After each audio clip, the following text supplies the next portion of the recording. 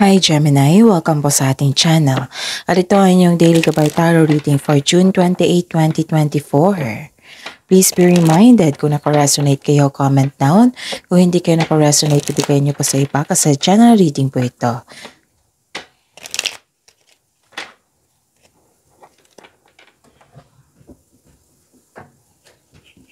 This is for you Gemini, June 28, 2024.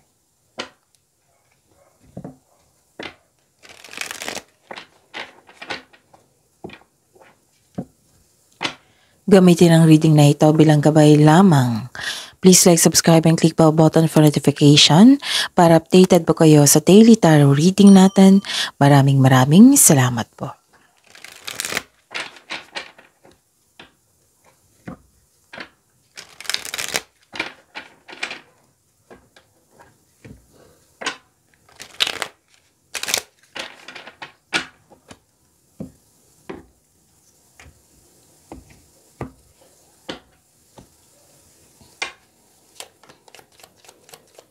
Spirits Guide, mga ganap po. Ngayong June 28, 2024 para po kay Gemini ay ni 3 cards po.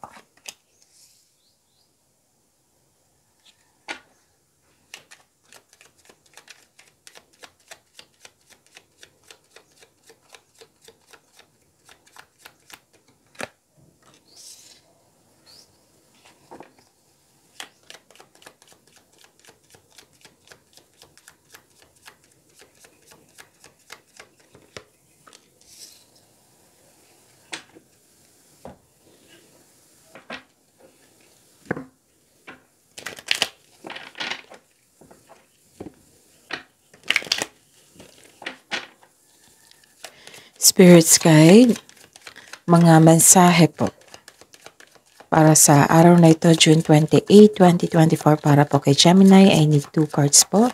Spirits Guides, Angels, Archangels, Guardian Angels.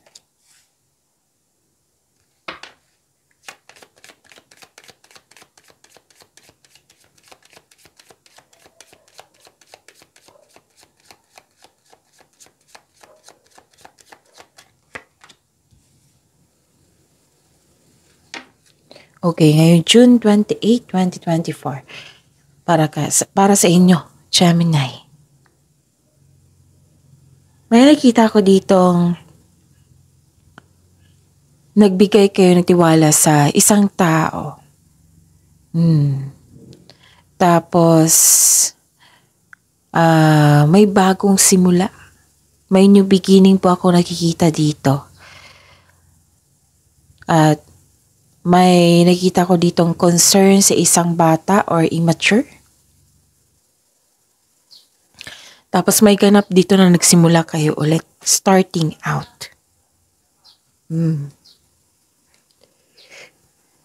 May humihingi ng attention sa inyo dito. Pwedeng inner child niyo ito or literal talaga na bata. Oo. Tapos may nakita ko dito nag-uusap. Yung excited na nag-uusap. Pwedeng tinuring mo siyang kapatid or kapatid mo talaga. Pwedeng direct kayo nag-uusap or long distance. Through group chat, video call, ganun. May nakita ko ditong meeting. May nakita ko meeting dito. Tapos, may nakita ko din ako dito na binigyan ka ng wisdom message ng isang tao na marami ng karanasan sa buhay. Nabigay din ito ng loyalty and support. So, ayun. Ang message para sa inyo, Gemini. You know what to do.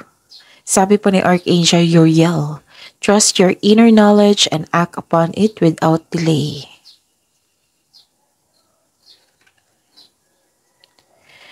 And remember who you are.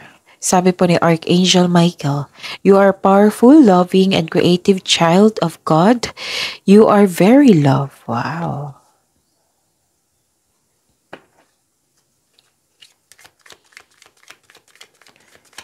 Spirits guides, ano po ang energy ni Gemini ngayon, June 28, 2024.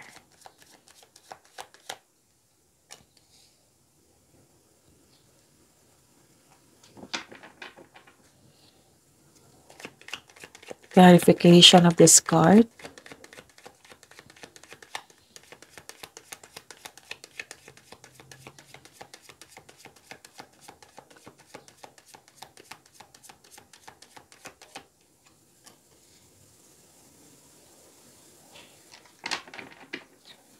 Okay, so what's your energy? May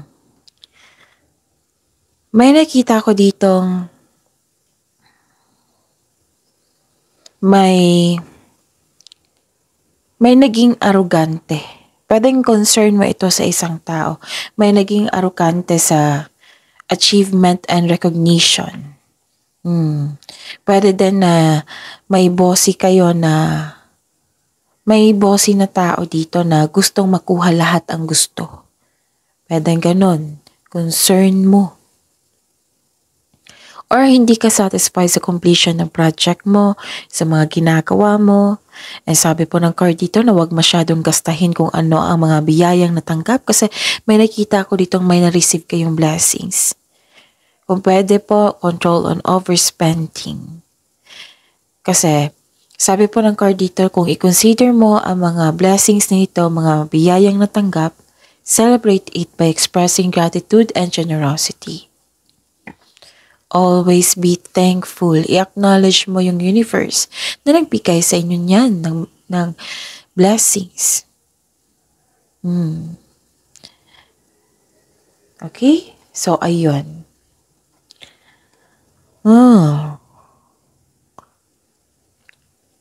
May nakita rin ako ditong nagpahinga ka, may pagsisiyasat sa sarili. Nakaramdam ka ng pagod. Parang wala kang pahinga. Pahinga sa trabaho. Walang pahinga sa trabaho. Walang pahinga sa iniisip. Nag-overthinking. Oo. Nakita ko kasi dito stress kayo or nagkaroon ng anxiety. Pwede din na hindi maganda ang pakaramdam mo ngayon. Ikaw ay nagpahinga ngayon upang makapag-isip ng mabuti para makapaghanda o magpagaling. Sabi po ng card dito, relax, calm your mind and reflect. Sleep and meditation ay kailangan po. Okay? Kasi ang pagpahinga ay nakakapagbigay ng increased productivity and a healthier mental state. Okay? Spirits guys, career and money. Career and money po ni Gemini ngayon, June 28, 2024.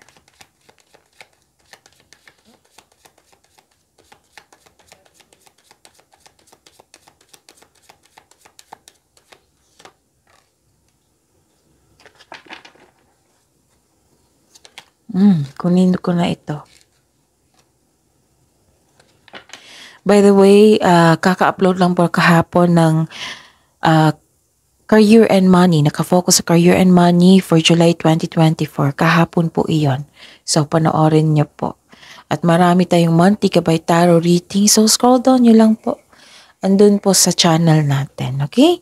At daily reminder din po na panoorin niyo po yung ngayon, June 28. So, panoorin niyo po yung June 26. In-upload ko June 25, 26, 27. Kung may repeating message dito, kailangan yung bigyan niya ng atensyon, solusyon at aksyon.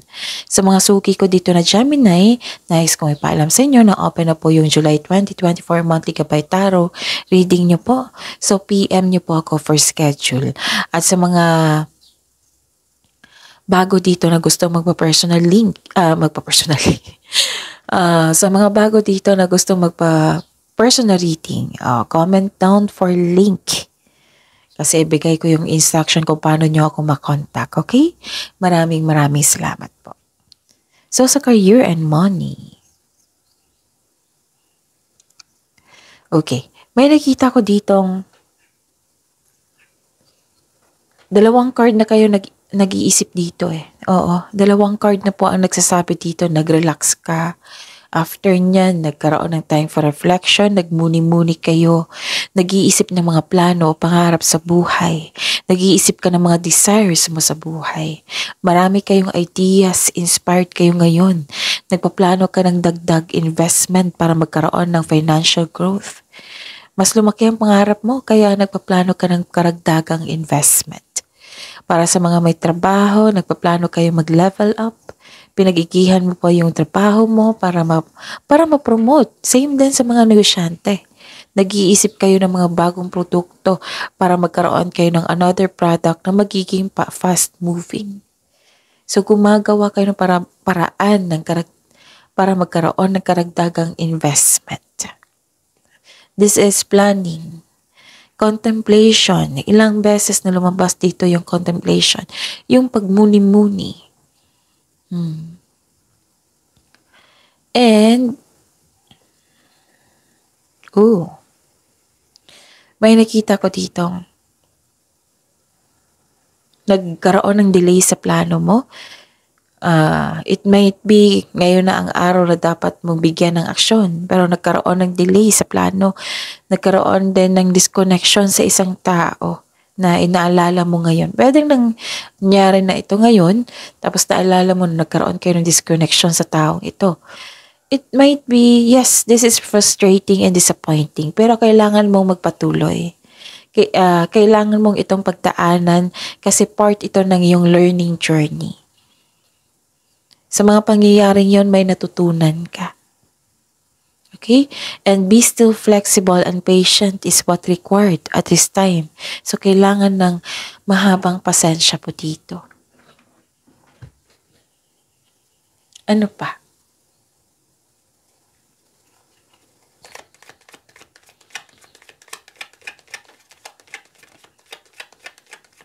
Spirit Sky, Love Life, Self-Love, Partnership, and Romance ni Gemini ngayong June 28, 2024.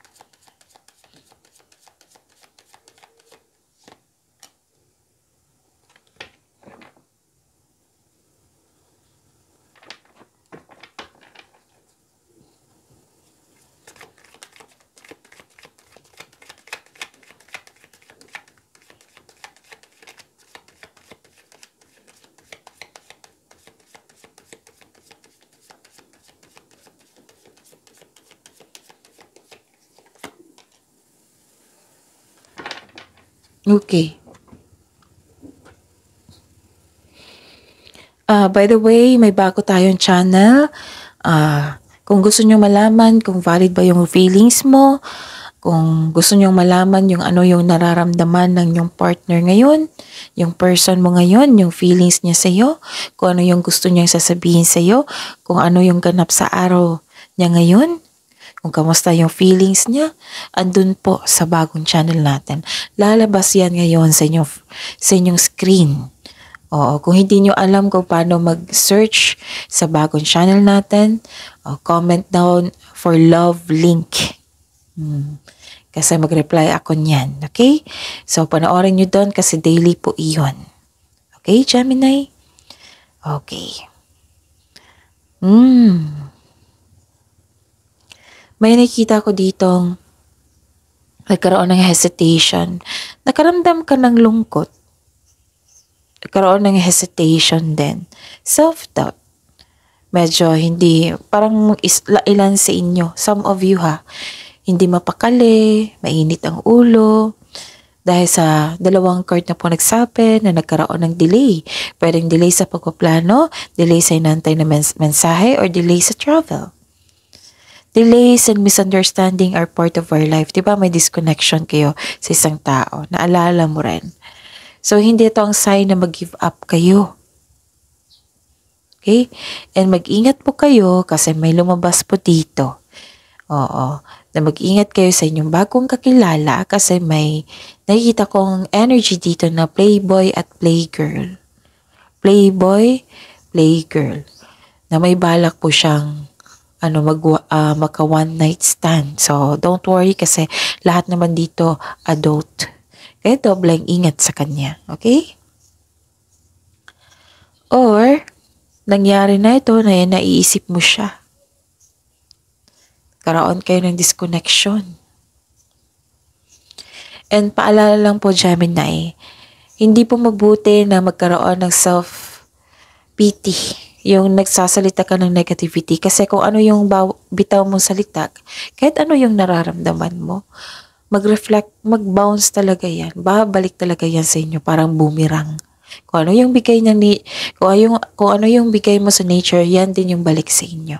So, paalala lang po. Okay? I-process mo lang itong nararamdaman mo.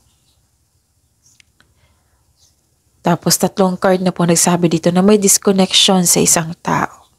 Pwedeng nangyari na ito na naalala mo, bothered kayo ngayon. Or, another card na 3 card na nagsabi dito na may delay. Delay sa travel plans, delay sa plano. Pero sabi po ng card po dito na makakahanap po kayo ng paraan para ma-enjoy mo yung moment habang naghihintay po kayo. Okay? So, that's it. See you tomorrow, Gemini. Please like, subscribe, and click bell button for notification para updated po kayo sa daily tarot reading natin. Maraming salamat po.